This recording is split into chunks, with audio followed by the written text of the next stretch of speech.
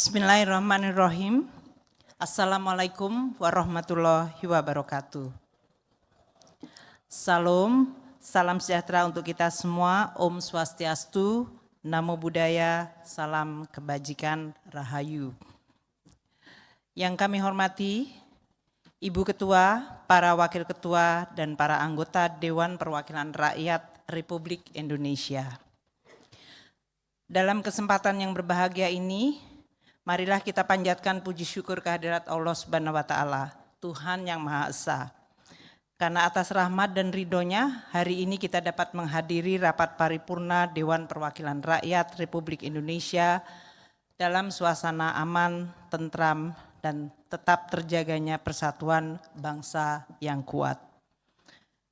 Atas nama pemerintah kami mengucapkan terima kasih kepada Dewan Perwakilan Rakyat atas terselenggaranya rapat paripurna guna menyampaikan kerangka ekonomi makro dan pokok-pokok kebijakan fiskal atau disingkat KEM PPKF tahun 2026. Sesuai amanat konstitusi dan undang-undang, KEM PPKF tahun 2026 merupakan proses pembicaraan pendahuluan dalam rangka penyusunan Rencana Anggaran Pendapatan dan Belanja Negara atau RAPBN tahun 2026. Pada forum yang baik ini dan karena bulan Syawal belum lama berlalu, izinkan kami juga menyampaikan selamat Hari Raya Idul Fitri 1446 Hijriah dan mohon maaf lahir dan batin secara tulus. KEM PPKF tahun 2026 disusun oleh pemerintah Presiden Prabowo dan Wakil Presiden Gibran Rakabumi untuk mewujudkan amanat Undang-Undang Dasar 1945 Pasal 33 yang menyatakan bahwa perekonomian disusun sebagai usaha bersama berdasarkan azas kekeluargaan. Selain itu, bumi, air, dan kekayaan alam yang terkandung di dalamnya dikuasai oleh negara dan dipergunakan sebesar-besarnya untuk kemakmuran rakyat. Prinsip ini sejalan dengan visi Indonesia Emas 2045. Penyusunan KEM PPKF 2026 dihadapkan pada perubahan dahsyat dan fundamental yang drastis dan dramatis dalam lanskap tatanan dan tata kelola dunia saat ini. Globalisasi dan semangat kerjasama antar negara telah berubah menjadi fragmentasi dan persaingan sengit antar negara di semua segi. Proteksionisme dan orientasi inward looking serta prinsip my country first telah mengancam dan menghancurkan kerjasama bilateral dan multilateral yang merupakan tatanan global sejak pasca Perang Dunia Kedua yang dibangun dan didominasi oleh negara-negara barat, dalam hal ini Amerika Serikat. Blok kesepakatan perdagangan dan investasi yang dibangun antar negara telah ditinggalkan dan tidak lagi dihormati. Situasi ini menciptakan gangguan rantai pasok global yang menjadi andalan dan fondasi bagi sistem ekonomi globalisasi, sehingga meningkatkan eskalasi risiko dan biaya transaksi global. Volatilitas dan ketidakpastian global telah melemahkan kegiatan ekspor, import, serta mendorong aliran modal keluar atau capital outflow, yang pada gilirannya mengancam stabilitas nilai tukar, meningkatkan tekanan inflasi, dan menyebabkan suku bunga global tetap tinggi. Kebijakan pengenaan tarif resiprokal oleh Amerika Serikat kepada 145 negara mitra dagangnya yang diumumkan oleh Presiden Trump pada tanggal 2 April 2025 dapat dibandingkan atau setara dengan tingkat tarif ekstrim tinggi yang dilakukan oleh Amerika Serikat 125 tahun yang lalu.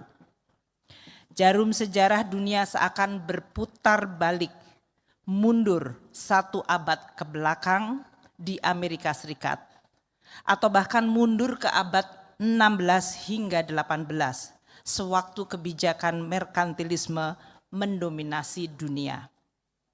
Situasi ini memicu berbagai perubahan tatanan sosial, politik, dan ekonomi di berbagai negara. Perkembangan dalam 2 minggu terakhir juga perlu kita simak bersama.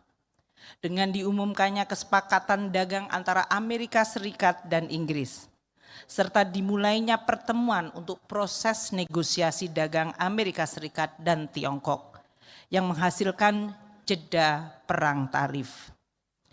Respons atas kebijakan tarif resiprokal Amerika Serikat beragam dari negara yang melakukan negosiasi langsung secara bilateral hingga melakukan tarif balasan atau retaliasi.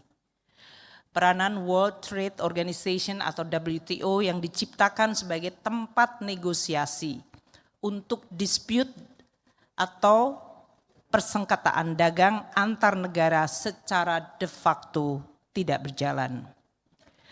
Dinamika proses ini menggambarkan dunia akan terus dibayangi ketidakpastian akibat persaingan dan perang ekonomi, perang dagang, perang keuangan, dan bahkan perang militer antar negara.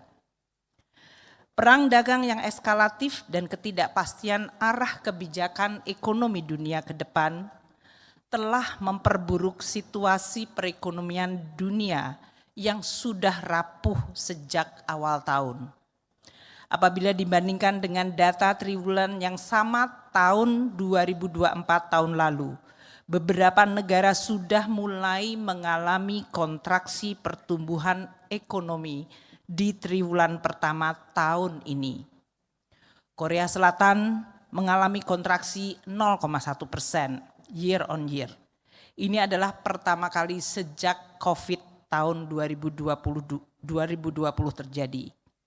Malaysia yang pada triwulan keempat 2024 sempat tumbuh 4,9%, pada triwulan pertama 2025 hanya tumbuh 4,4%.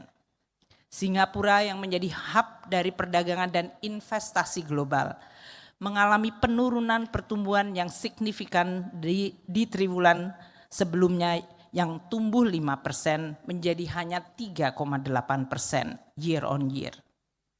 Amerika Serikat yang memicu terjadinya policy perang tarif hanya tumbuh 2%, sementara triwulan sebelumnya tumbuh 2,5% year on year. Yang bahkan sempat mencapai pertumbuhan 3% di triwulan kedua tahun lalu. Triwulan pertama Amerika Serikat mengalami kontraksi akibat import yang melonjak.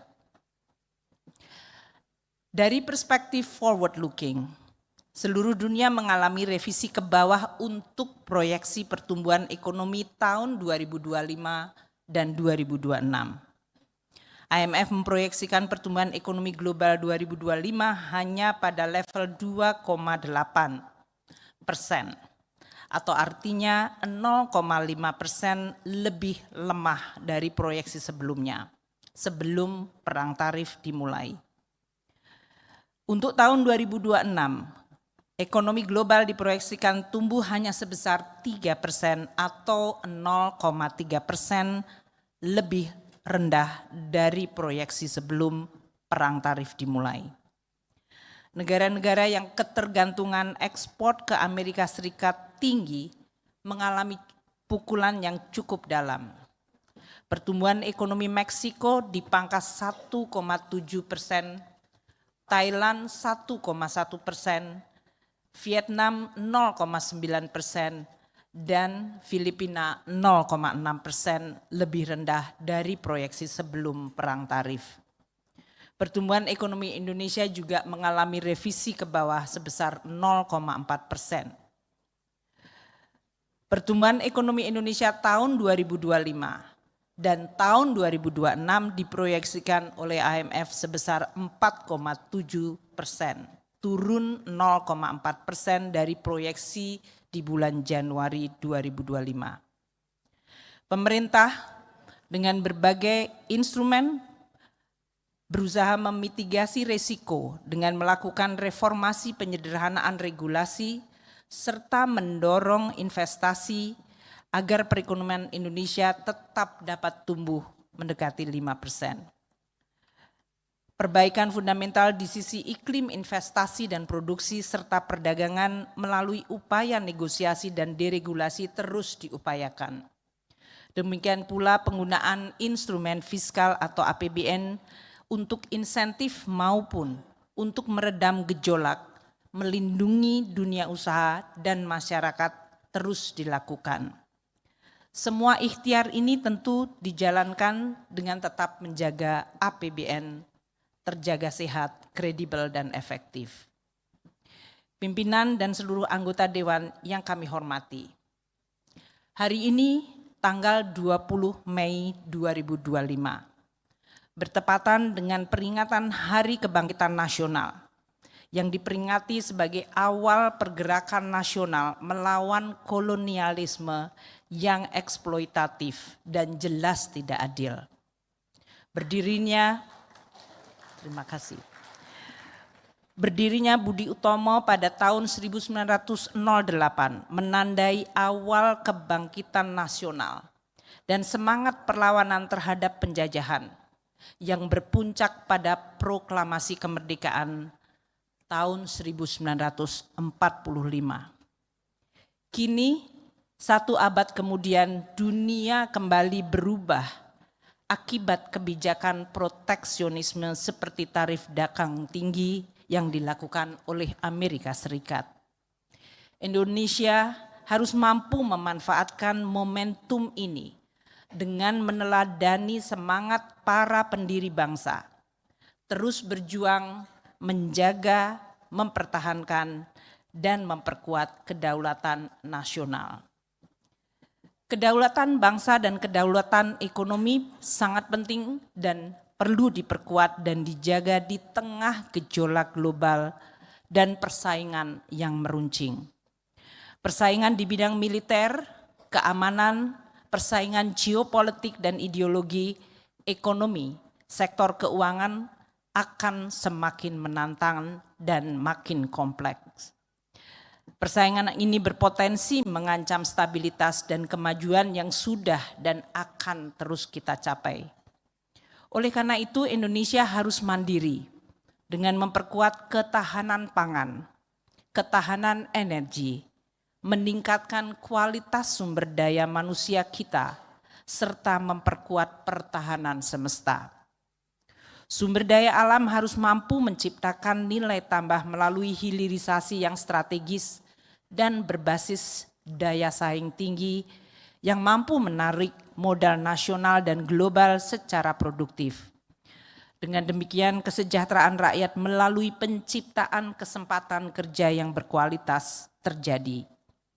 Sumber daya manusia terus ditingkatkan melalui program pendidikan, terutama berbasis science, technology, engineering, and mathematics atau STEM. Hal ini untuk mengejar ketertinggalan industri dan memacu kemajuan lebih tinggi. Program kesehatan universal atau semesta menjadikan akses dan memperbaiki kualitas pelayanan kesehatan yang makin baik bagi seluruh rakyat Indonesia. Perluasan dan penguatan jaring pengaman sosial memberikan perlindungan yang memadai bagi seluruh rakyat Indonesia, terutama kelompok yang rentan dan tidak mampu. Seluruh masyarakat harus memiliki kesempatan untuk maju dan berkembang melalui berbagai program intervensi lengkap, baik melalui program seperti makan bergizi gratis untuk anak-anak sekolah, anak usia dini, ibu hamil, hingga program sekolah rakyat untuk anak tidak mampu, usaha kecil menengah dan koperasi. Penguatan ekonomi di level akar rumput akan terus diperkuat termasuk melalui pembentukan koperasi desa atau kelurahan merah putih di seluruh desa dan kelurahan. Petani, nelayan, dan buruh menjadi perhatian utama dari sisi kesejahteraan dan kepastian tingkat kebutuhan hidup yang layak. Selain itu, mereka adalah tulang punggung ekonomi kita yang juga menghindarkan dampak negatif globalisasi dalam bentuk kesenjangan ekonomi yang sangat besar, kemunduran kesejahteraan yang akan menimbulkan destabilisasi sosial politik. Hal ini terjadi bahkan di negara yang paling kuat seperti Amerika Serikat. Globalisasi tanpa afirmasi menimbulkan petaka sosial politik. Membangun perekonomian yang berkeadilan dan inklusif dengan mengurangi kesenjangan dan meningkatkan kesejahteraan untuk semua adalah sesuai dan menjadi mandat dari azas keadilan sosial bagi seluruh rakyat Indonesia. Sila kelima dari Pancasila. Untuk mewujudkan cita-cita tersebut tidak mudah dan tidak sederhana. Berbagai tantangan dan hambatan harus kita atasi, termasuk hambatan struktural yang perlu penanganan konsisten, tekun, efektif dalam jangka menengah dan panjang. Berbagai tantangan struktural Indonesia antara lain bonus demografi yang semakin terbatas dan kecenderungan usia penduduk menua. Pergeseran aktivitas ekonomi menuju ekonomi digital dan perkembangan teknologi yang sangat cepat mendisrupsi seluruh kegiatan ekonomi dan lapangan kerja.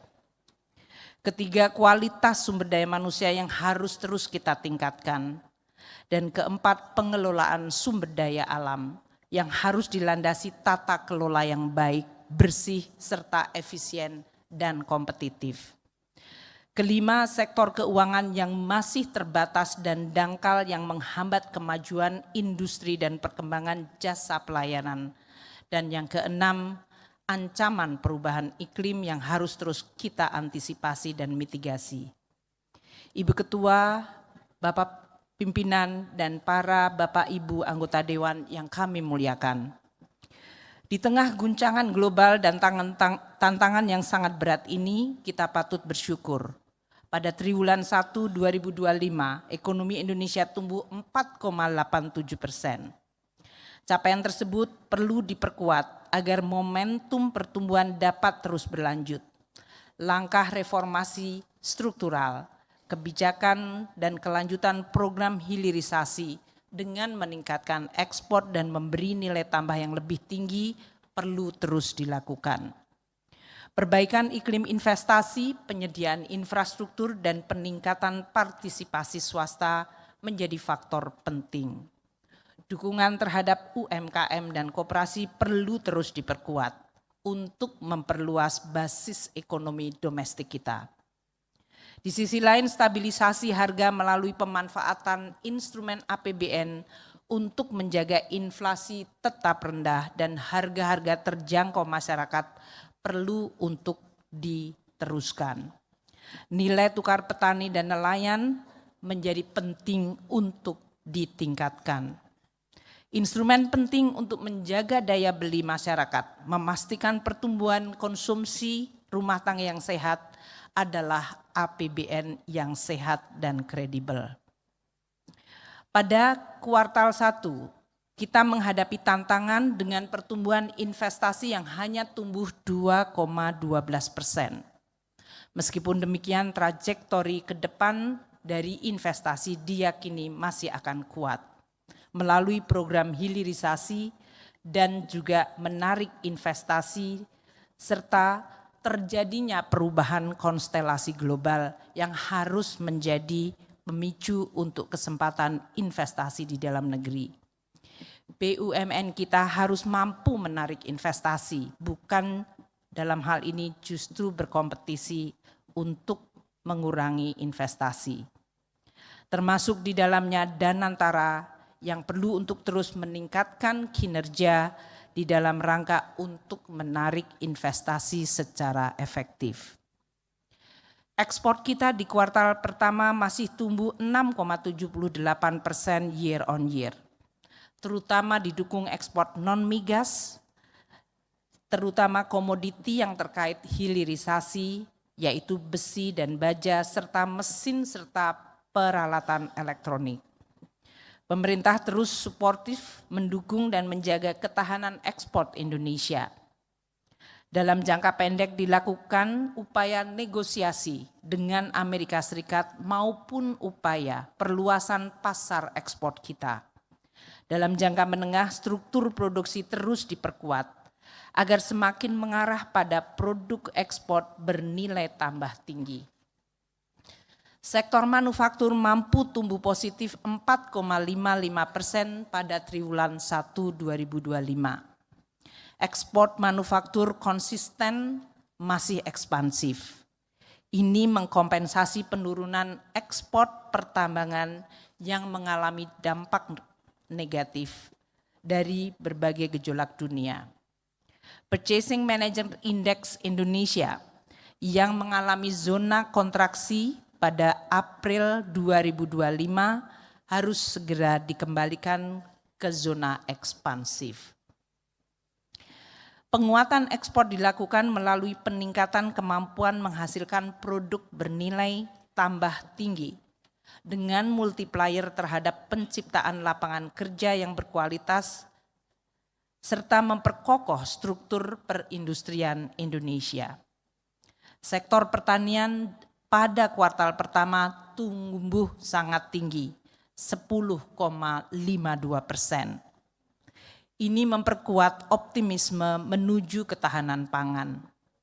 Penyederhanaan tata kelola subsidi pupuk melalui pemangkasan 145 regulasi yang telah menjamin ketersediaan dan keterjangkauan pupuk di level petani, menjadi salah satu momentum perbaikan yang signifikan.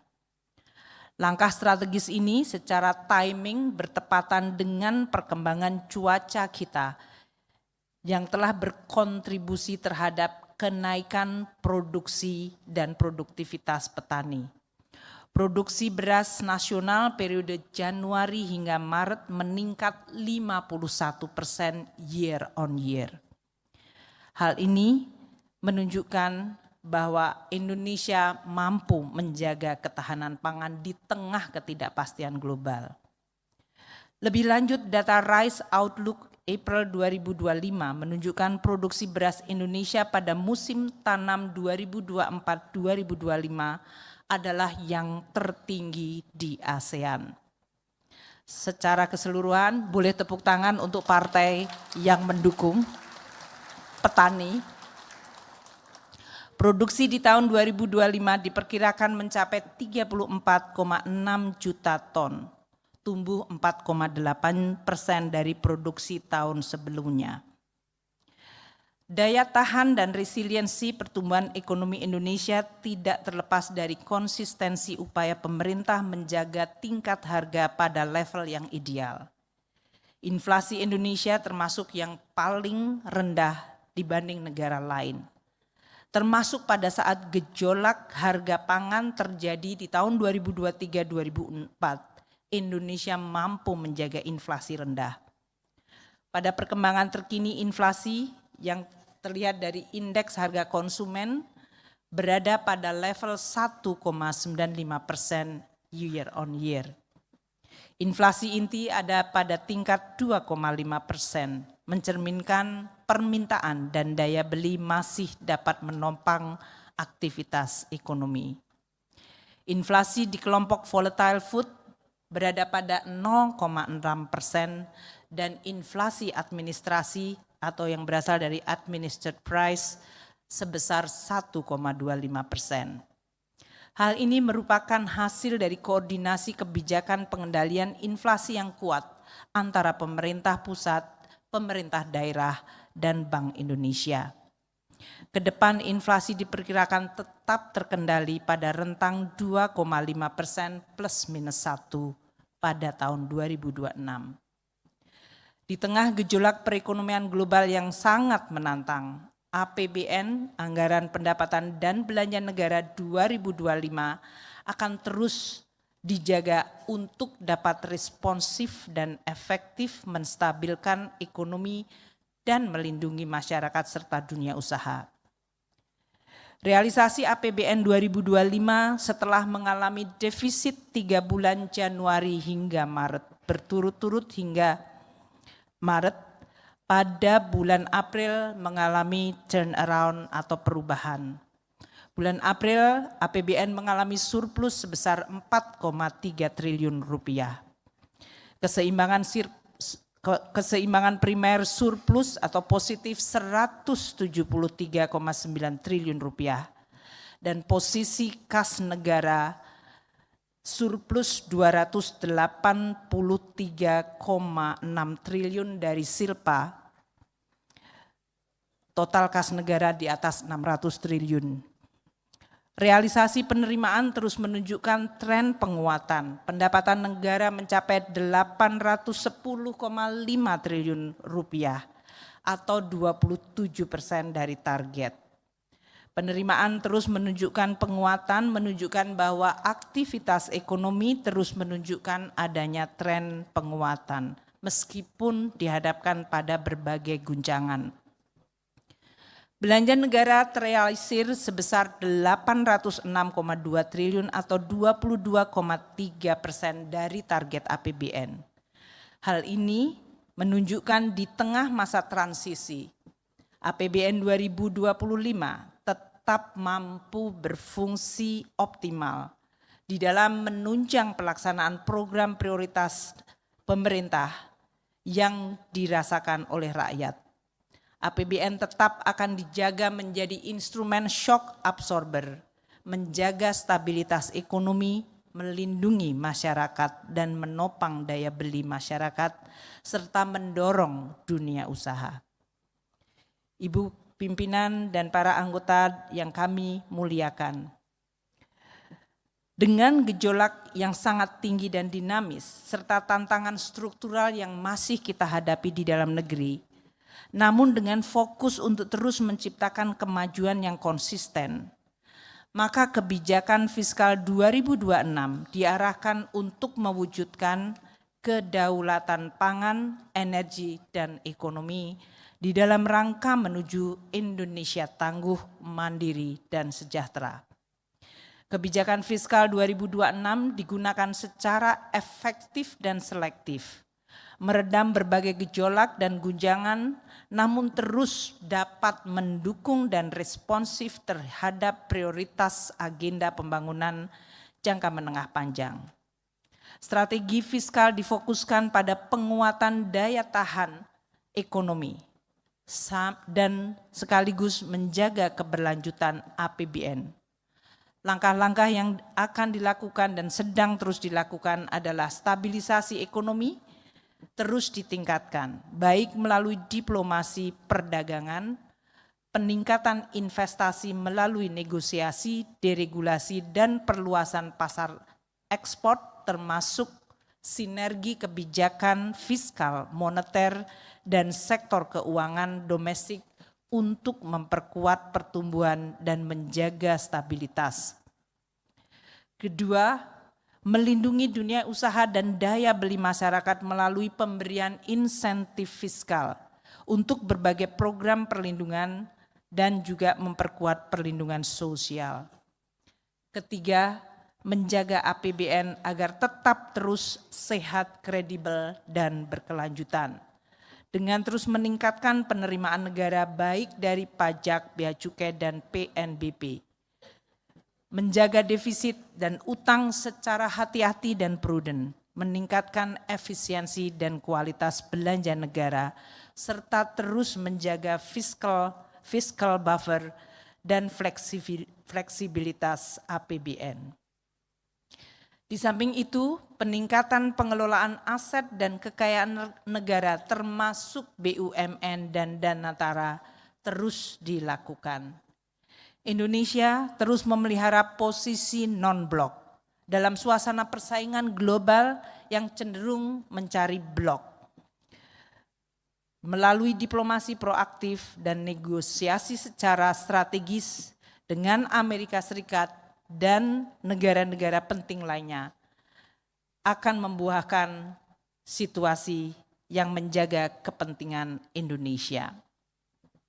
Indonesia melakukan pertemuan dan pembahasan untuk dapat menjaga proses negosiasi yang komprehensif dan berfokus pada penguatan ketahanan energi, akses pasar, dan tarif yang kompetitif, serta percepatan deregulasi untuk mengembangkan rantai nilai melalui kerjasama industri strategis. Negosiasi yang mencapai win-win solution dipastikan tetap akan menjadi prinsip penting untuk menjaga kemandirian ekonomi dan kedaulatan bangsa. Kepentingan nasional tetap dijaga dengan terus mengutamakan transfer teknologi, inovasi, baik di sektor kesehatan, pertanian, energi, dan bahkan sektor militer. Sebagai upaya penguatan dan mitigasi dampak negatif dari tarif Presiden Trump, pemerintah juga memperluas penetrasi ekspor produk unggulan di kawasan potensi lainnya, termasuk ASEAN Plus 3, yaitu Jepang, Korea Selatan, dan Cina, BRICS, dan Eropa. Proses negosiasi mencari pasar baru bukanlah hal yang mudah, karena melibatkan banyak pihak dan banyak kepentingan, namun tidak berarti mustahil untuk diwujudkan. Segenap komponen bangsa, baik di internal pemerintah, dengan DPR, maupun berbagai stakeholder dunia usaha perlu untuk ditingkatkan semangat bekerja bersama dan bekerja sama. Ini adalah semangat kebangkitan nasional yang terus perlu kita nyalakan dan tidak boleh padam sejak lebih dari 1 abad yang lalu. Ibu dan Bapak anggota Dewan yang kami muliakan, Ibu Ketua dan pimpinan Dewan yang terhormat, dalam rangka memperkuat kemandirian ekonomi dan sosial dan mewujudkan Indonesia yang adil, makmur, sejahtera, strategi jangka menengah difokuskan pada 8 strategi yang mendukung agenda pembangunan. 1. Ketahanan pangan, 2. Ketahanan energi, 3. Makan bergizi gratis, 4. Program pendidikan, 5. Program kesehatan, 6. Pembangunan desa, koperasi, dan UMKM, 7. Pertahanan semesta, dan 8. Akselerasi investasi dan perdagangan. Untuk ketahanan pangan dengan mendorong produktivitas dan menjaga stabilitas harga pangan, APBN 2026 difokuskan untuk meningkatkan kapasitas produksi padi, jagung, susu, daging, dan mengurangi ketergantungan impor pangan. Perkuatan rantai pasok dan hulu hingga hilir, serta menggunakan instrumen kebijakan terutama fiskal untuk mendukung subsidi pupuk, bantuan alat mesin pertanian, dan perluasan lahan pertanian, serta penyediaan benih unggul dan peningkatan serta penguatan peran Bulog untuk menjaga stabilitas harga pangan. Menjaga pasokan dengan peningkatan kesejahteraan petani dan nelayan merupakan 2 hal yang cukup menantang, namun harus dilakukan. APBN juga mendorong akses pembiayaan bagi petani, nelayan, dan pelaku usaha serta penguatan lumbung pangan. Kedua, dalam mewujudkan ketahanan pangan dan peningkatan lifting minyak dan gas, serta menjaga stabilitas harga energi, percepatan pengembangan energi baru terbarukan, serta mengurangi emisi gas rumah kaca. Berbagai program seperti melanjutkan program B40 menuju transisi B50 ditopang dengan dukungan fiskal.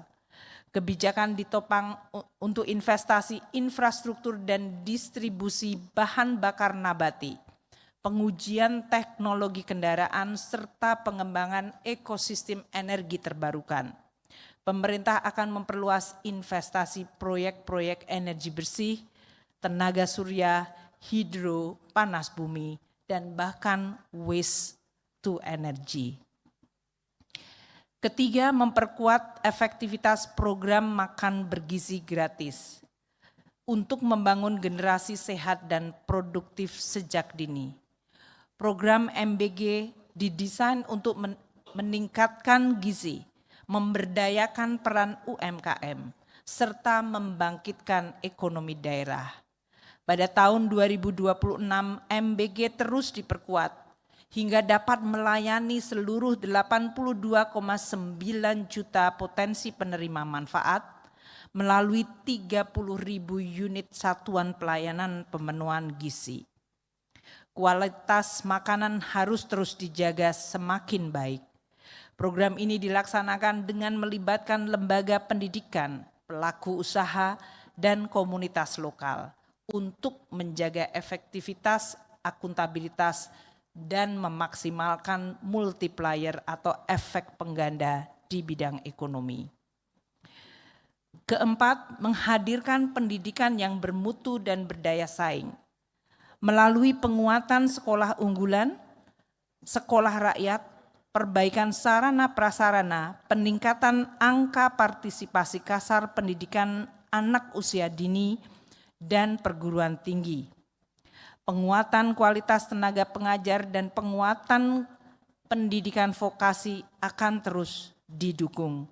Program unggulan tersebut ditunjukkan untuk meningkatkan akses, kualitas, dan menyelaraskan pendidikan dengan kebutuhan dunia kerja.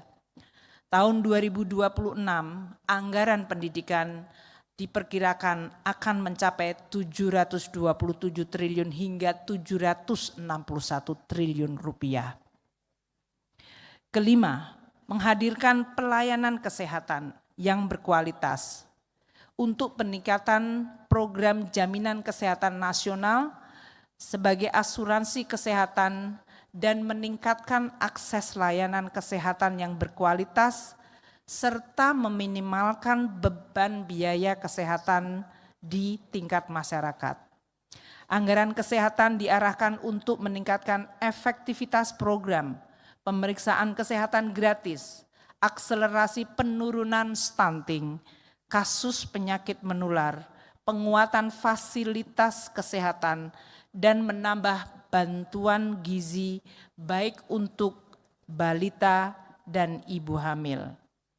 Anggaran kesehatan di 2026 diperkirakan akan mencapai antara 181 triliun hingga 228 triliun rupiah. Prioritas keenam, memperkuat pembangunan desa dan meningkatkan pemberdayaan koperasi dan UMKM. Untuk menghapus kemiskinan, memperluas lapangan kerja, dan mengakselerasi ketahanan pangan, serta mewujudkan kesejahteraan. Upaya tersebut akan direalisir melalui akselerasi desa mandiri, serta penguatan koperasi di tingkat desa kelurahan dengan terbentuknya koperasi merah putih dan UMKM di dalam pemberdayaan ekonomi daerah dan masyarakat. Program prioritas ketujuh adalah perkuatan pertahanan semesta. Ini untuk mewujudkan dan menjaga kedaulatan Indonesia sebagai fondasi kemandirian ekonomi, sosial, dan politik.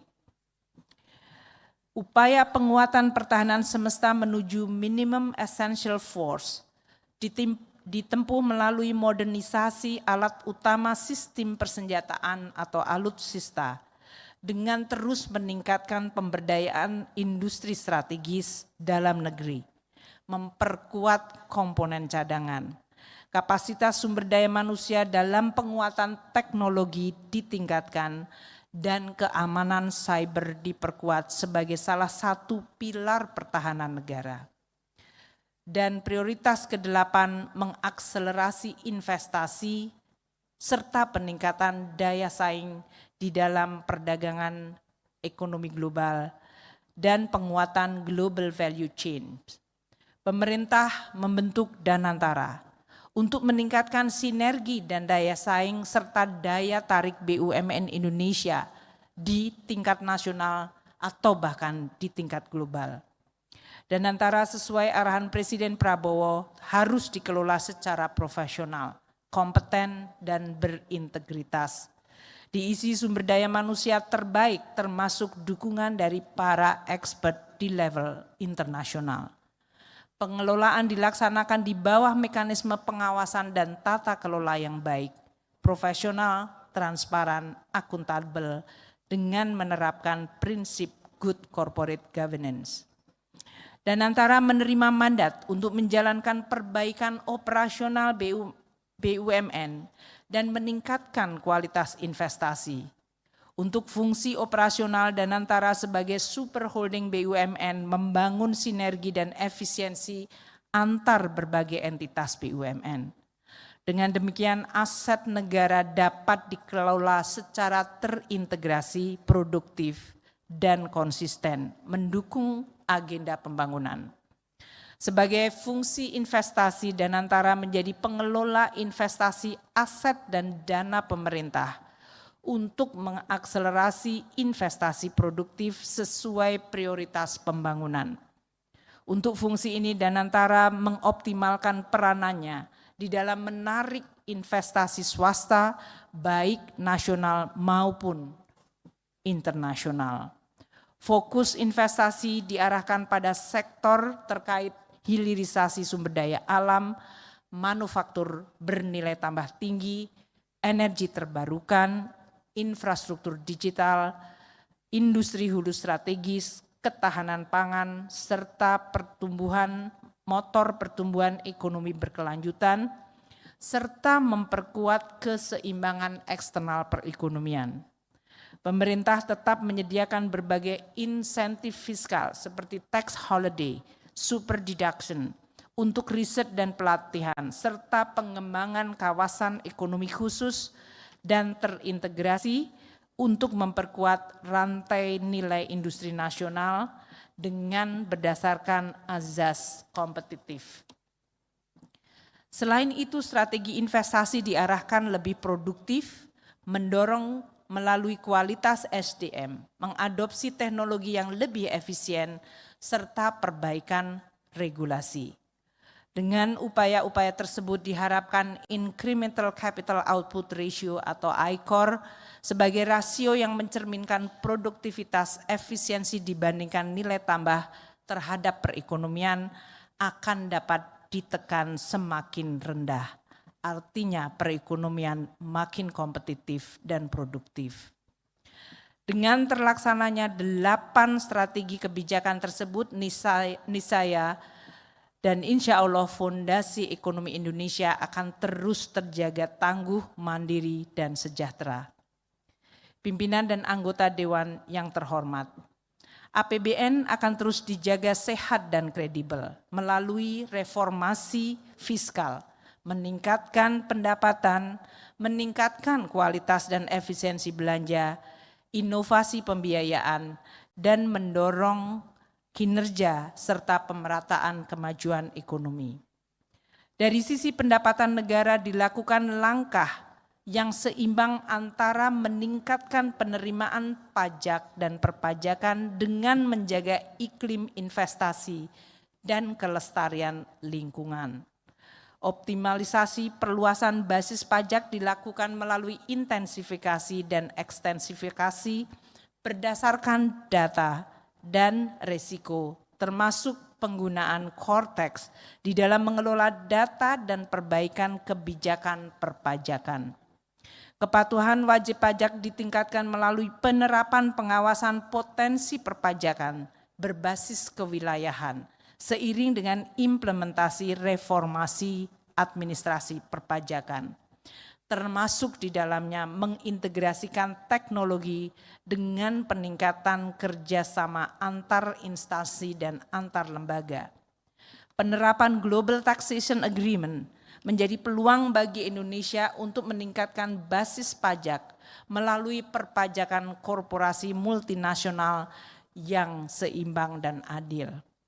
Pemerintah juga memberikan insentif fiskal secara terarah, selektif dan terukur untuk sektor strategis agar akselerasi transformasi ekonomi dapat terus dilakukan. Berbagai kebijakan itu akan meningkatkan pendapatan negara tahun 2026 antara 11,71% hingga 12,22% dari PDB. Peningkatan kualitas belanja dilakukan melalui langkah efisiensi, belanja operasional, dan rekonstruksi belanja agar makin produktif dan berorientasi kesejahteraan. Program unggulan nasional seperti makan bergizi gratis, pembangunan sekolah rakyat, pembangunan sekolah unggulan, pembangunan lumbung pangan, koperasi desa dan kelurahan merah putih akan didukung melalui instrumen belanja yang efektif. Kebijakan subsidi energi dan non-energi terus disempurnakan agar semakin tepat sasaran, selaras dengan perbaikan akurasi data bagi program perlindungan sosial dan perbaikan mekanisme penyaluran bansos. Pemerintah akan memperbaiki sinergi dan harmonisasi kebijakan pusat dan daerah untuk meningkatkan kualitas belanja di daerah agar lebih produktif, perbaikan kualitas layanan publik, dan penguatan kemandirian daerah. Melalui penguatan kualitas belanja tersebut, belanja negara pada tahun 2026 dialokasikan pada kisaran 14,19% hingga 14,75% dari PDB. Dalam menghadapi dan mengantisipasi tekanan dan dinamika global, kebijakan fiskal terus dirancang tetap ekspansif, terarah dan terukur. Defisit fiskal 2026 dijaga pada kisaran 2,48% hingga 2,53% dari PDB. Kebijakan APBN atau fiskal sangat penting untuk menjaga stabilitas ekonomi melalui strategi counter cyclical. Pimpinan di sini ada yang menulis disertasi counter cyclical, Pak. Yang efektif dan dari sisi timing pelaksanaan menjadi penting. Dukungan kepada dunia usaha dan masyarakat terus diperkuat. Keberlanjutan fiskal perlu dipastikan karena APBN adalah instrumen andalan dari masa ke masa, dari pemerintahan ke pemerintahan hingga terus Indonesia mencapai tujuan bernegara. Pembiayaan fiskal terus dijaga secara inovatif, prudent dan sustainable melalui pengendalian rasio utang dalam batas aman dan prudent. Mendorong efektivitas pembiayaan investasi dengan memberdayakan BUMN termasuk dan antara PLU dan Special Mission Vehicle. Memanfaatkan sisa anggaran lebih atau SAL untuk mengantisipasi ketidakpastian. Dan yang keempat, meningkatkan akses pembiayaan investasi dan modal kerja dan atau rumah bagi masyarakat berpendapatan rendah dan UMKM. Dan yang kelima, mendorong skema kerjasama pemerintah dan badan usaha yang sustainable. Pimpinan dan anggota Dewan yang terhormat, di tengah berbagai dinamika global, pertumbuhan ekonomi 2026 juga akan dihadapkan pada berbagai dinamika, gejolak, dan ketidakpastian. Kami memproyeksikan pertumbuhan ekonomi 2026 pada kisaran 5,2% hingga 5,8%. Dengan tetap menjaga daya beli masyarakat, mendorong transformasi dan reformasi ekonomi termasuk hilirisasi sumber daya alam dan perbaikan iklim investasi dan sumber daya manusia. Laju pertumbuhan ini menjadi fondasi kuat untuk pertumbuhan hingga mencapai 8% dalam beberapa tahun ke depan dengan terus konsisten mencapai visi Indonesia Maju 2045. Dengan pertimbangan risiko dan ketidakpastian, suku bunga SBN tenor 10 tahun pada tahun 2026 diperkirakan pada kisaran 6,6% hingga 7,2%. Ini ada didukung dengan spread yang menarik dan trust dari investor terhadap stabilitas ekonomi dan kebijakan fiskal yang baik. Minat beli investor di pasar surat berharga negara akan terus terjaga dan menciptakan stabilitas baik di surat berharga negara maupun nilai tukar rupiah. Nilai tukar rupiah terhadap dolar pada tahun 2026 diperkirakan antara kisaran 16.500 hingga 16.900 rupiah per dolar. Inflasi di kisaran 1,5% hingga 3,5% dengan terus menjaga stabilitas harga baik dari sisi supply dan demand.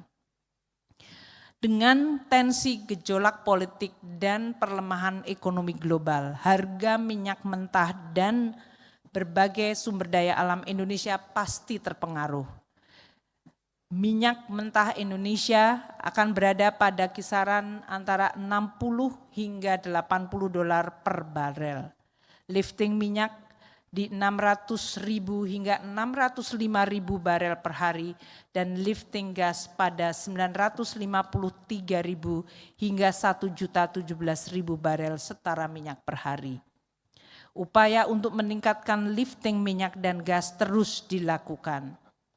Dengan latar belakang tersebut, kebijakan fiskal 2026 akan terus didesain untuk efektif mendukung akselerasi pertumbuhan ekonomi nasional, meningkatkan kesejahteraan rakyat, dan menurunkan angka kemiskinan. Angka kemiskinan ditargetkan turun pada rentang 6,5 hingga 7,5% pada tahun 2026. Tingkat pengangguran terbuka pada rentang 4,44% hingga 4,96% dan pada tahun 2026 di 4,5 hingga 5%.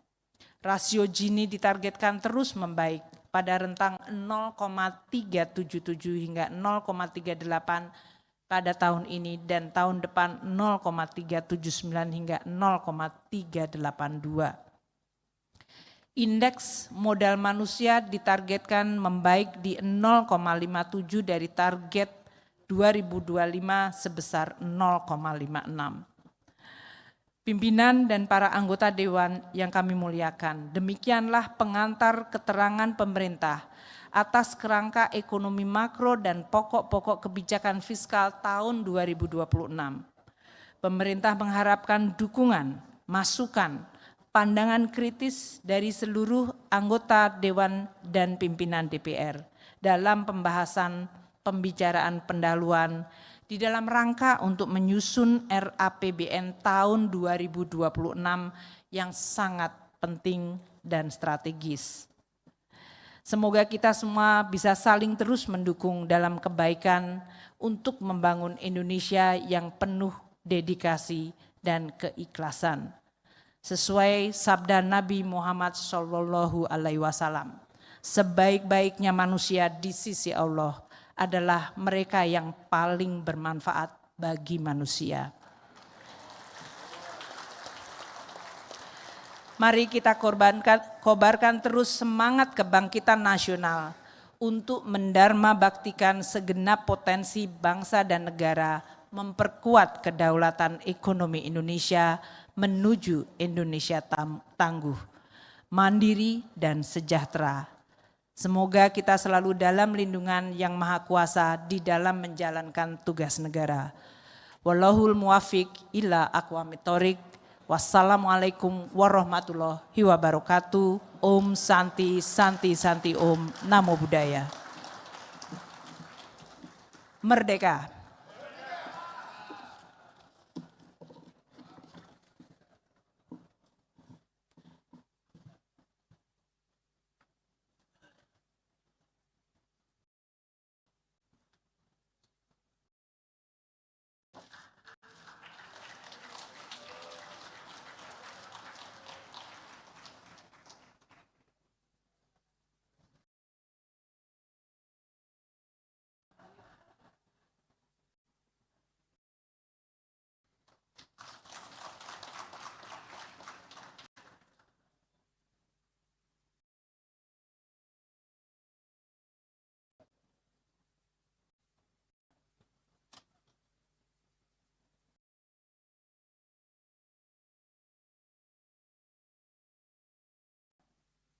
Terima kasih kepada Saudari Menteri Keuangan RI yang telah menyampaikan kerangka ekonomi makro dan pokok-pokok kebijakan fiskal KEM dan PPKF RAPBN tahun anggaran 2026. Sidang Dewan yang terhormat, selanjutnya sesuai dengan pasal 167 ayat 4 Peraturan DPR RI nomor 1 tahun 2020 tentang tata tertib, disebutkan bahwa fraksi menyampaikan pandangannya atas materi yang disampaikan oleh pemerintah sebagaimana dimaksud pada ayat 1 dalam rapat paripurna DPR. Oleh karena itu, sesuai dengan hasil keputusan rapat konsultasi pengganti rapat BAMUS tanggal 18 Maret 2025, pandangan fraksi-fraksi atas materi yang disampaikan pemerintah mengenai kerangka ekonomi makro dan pokok-pokok kebijakan fiskal KEM dan PPKF RAPBN tahun anggaran 2026 akan dilaksanakan pada hari Selasa tanggal 27 Mei 2025. Oleh karena itu kami mohon seluruh fraksi agar dapat menyiapkan pandangan fraksinya masing-masing.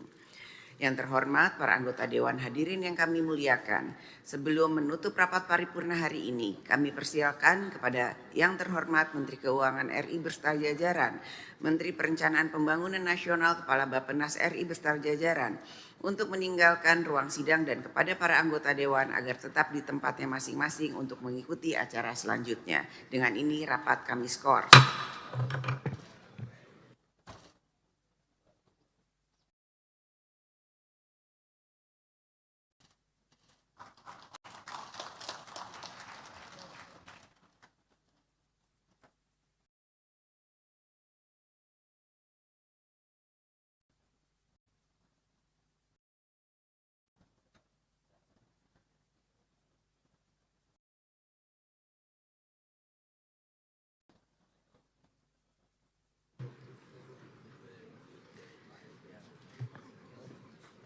Yang terhormat para anggota Dewan hadirin yang kami muliakan, dengan ini skors rapat kami cabut, rapat paripurna Dewan kita lanjutkan kembali.